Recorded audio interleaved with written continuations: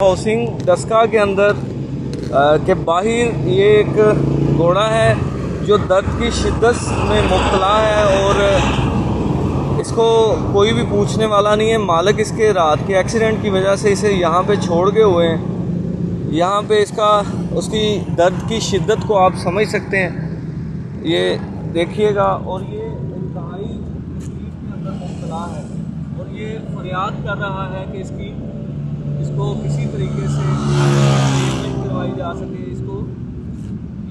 इसको शदीद चोटें आई हैं और ये ज़ख्मी हालत में है, बेबसी के आलम में पड़ा हुआ है।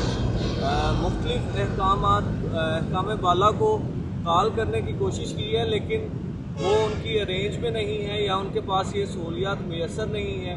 बराए मेहरबानी इस जानदार को महफूज करिए। इंसानी माशरों के अंदर जानवरों की और इंसानों की कदर होती है। ये गुजारिश है कि जो इसको बेहतर कर सकते हैं वो हमारे साथ रब्ता करे, ताउन करे। ये सिटिंग हाउसिंग के बाहर ये जानवर पड़ा हुआ है और शदीद ज़ख्मी है, इसकी टांगें टूट चुकी हैं और इसको शदीद चोटें आई हैं। शुक्रिया। ये देखें इसके ज़ख्मों जो वो ज़ख़म है, फिर इसको चोट आई है और इसको कोई भी रेस्क्यू